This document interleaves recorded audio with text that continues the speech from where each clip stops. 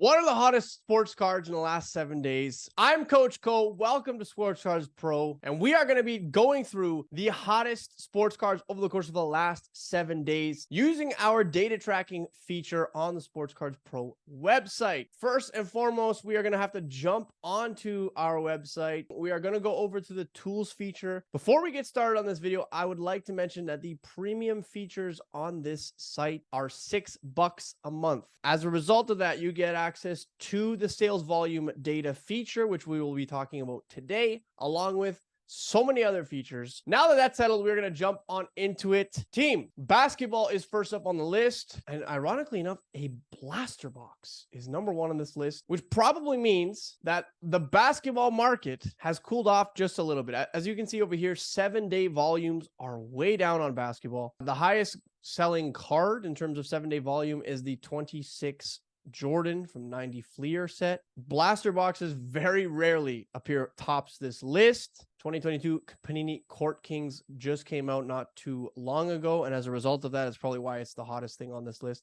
But we are not going to go into wax, at least for this one. We're going to go into Chet Holmgren, who actually played very well in his debut in the Summer League, actually. He looks like he might be a force this season. He looks healthy. He's a defensive monster. I gotta say he had a much better showing than Wemby did. His Optic Donruss was selling for about $4 upon release. It's settled at about $2.25. As I said before, the volume is up on the week. We have PSA 10 copies going for about $38.82.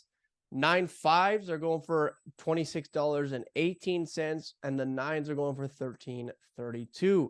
I've mentioned this before. I think we're already past the grading stage for base cards. Again, you do whatever you want. I'm just providing suggestions on this channel. If you think about it from a financial perspective, let's say it costs you about $15, best case scenario, to grade this card. You end up all in for about 17, 18 bucks. If it gets a PSA 10, you double. If you don't, then you're definitely taking a loss here, right? So just keep that in mind when it comes to grading sports cards, not just with this one, but most base cards moving forward, just because the population counts are so high on them. And, oftentimes, even if you do gem, by the time the card turns around, it's down, 20, 25, 30%. So just keep that in mind moving forward.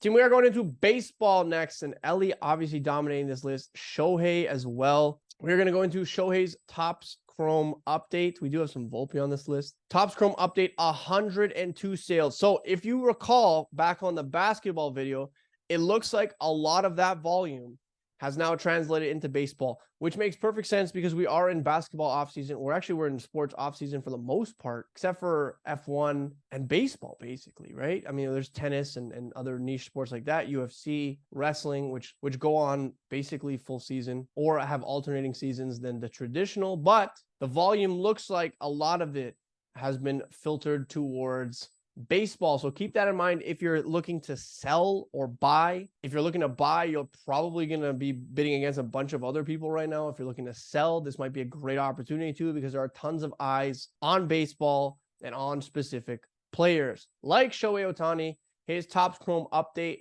This is his batting one. Now, what's particularly interesting about this is generally the rookie debuts in the past never really did as well as the conventional cards did, but people are really gravitating towards the photo, which I like actually, because this photo, in my opinion, is much better than his pitching one. As you can see, volume is way up, price is way up as well. So this card back in April of 2021, even back when he won MVP, as you can see, 26 bucks. And now we're all the way up to $61.82, and that's for a raw.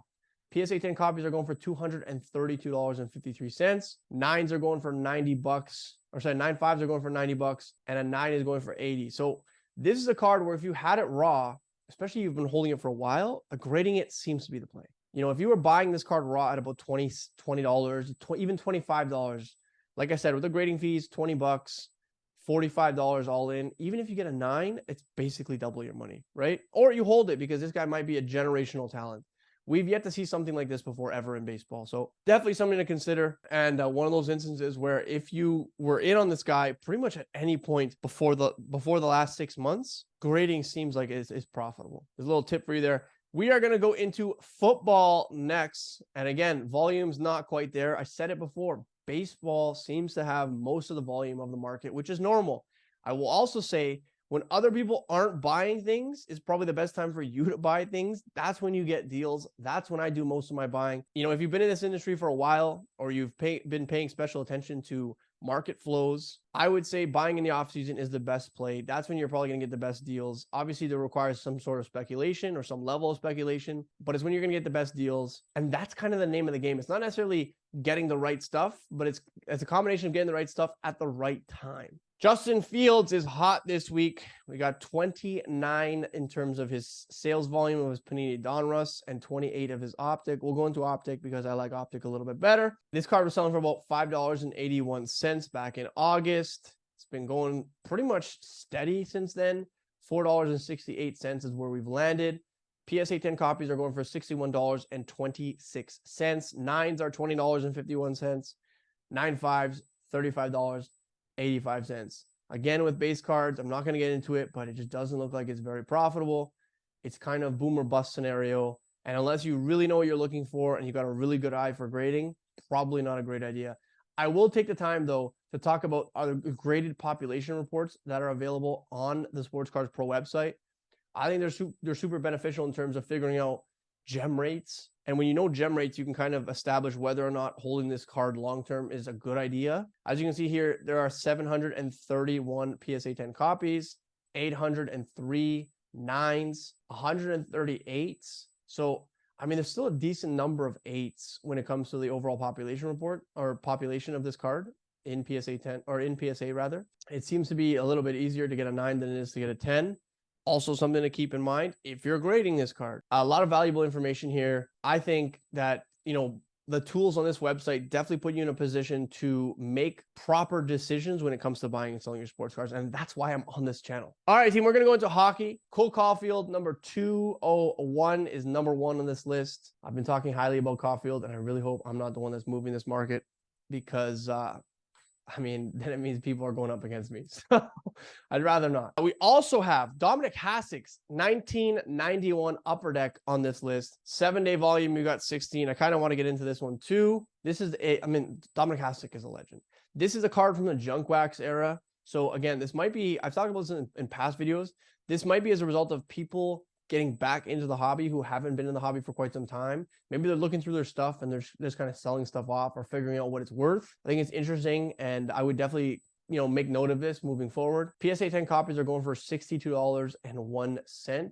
So maybe people are buying a lot of raw and hoping for that 10, because again, I mean, if you spend 15, you buy an ungraded copy for $2, I mean, that's almost 4 times your money. So it's a decent profit margin. However, if you get that 9, you're absolutely screwed, right? You just paid $15 to grade it, and it's less than $10. So the card ends up being significantly cheaper than the grading fee, which doesn't make any sense to me, truthfully. Also, I will say that I've graded this card before. It's very tough to gem. I happen to have a French one, and I'm holding on to that because I just think it's cool. Team, we are going to go into our next category, and that is soccer. And the usual suspects on this list, except Jude Bellingham. We got 8 sales here for Jude Bellingham's Topps Chrome Bundesliga. This is his rookie card. This is the first year that Topps debuted that RC logo. Pretty cool, to be honest. And in this set, actually, this was the first time they debuted the RC logo. Topps Chrome Bundesliga. I remember this set is legendary. I will say quality control in this set is really bad. So if you're buying raw, just keep that in mind.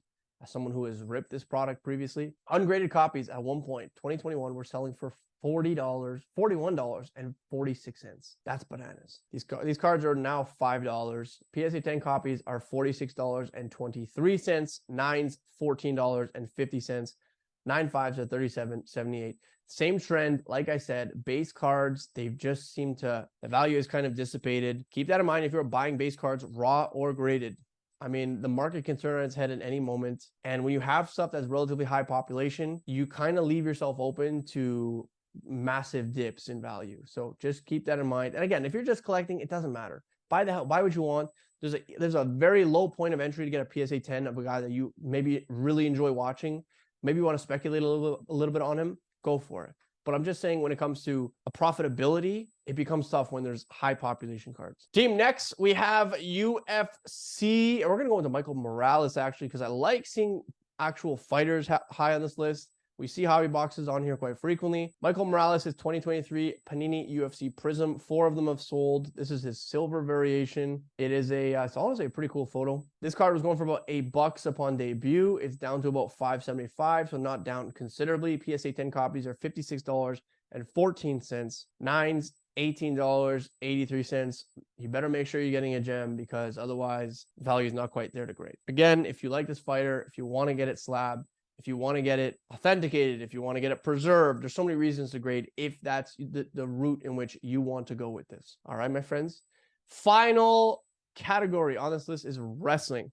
Hobby box high on the list. Hobby box high on the list. The American Nightmare, Cody Rhodes. Give me some of that. Actually, you know what? We're going to go into The Rock. This is his 1999 WWF SmackDown Chromium. A very, very, very nice looking card if you look over here on our left. This card was selling for about $6.55 back in August of 2022. It has since pretty much stabilized around $5.39, so not far off. PSA 10 copies are going for $159, however, and 9s are going for $29.89. You know, so if you get a 9, it's not crazy profitable, but still almost worth the risk if you can get a nice copy of this.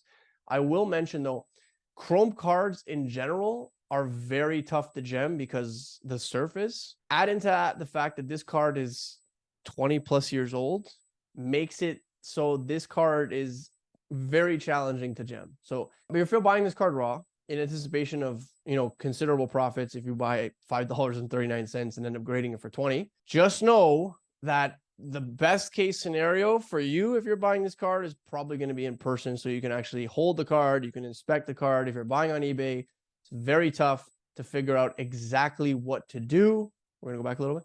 It's very tough to figure out exactly the card's condition, and especially when it comes to Chrome cards, you're going to need to, because those are tough grades. I hope you enjoyed this week's episode of Sports Cards Pro, the hottest sports cards of the week. As always, do not forget to hit that notification bell, subscribe, comment on the video, share it with your friends. Also, join the giveaway on the channel. Team, there's lots of fun stuff in store, so there's absolutely no reason why you shouldn't be subscribed already. I hope you guys have a wonderful rest of the day. Coach Co and Sports Cards Pro are out of here. Peace.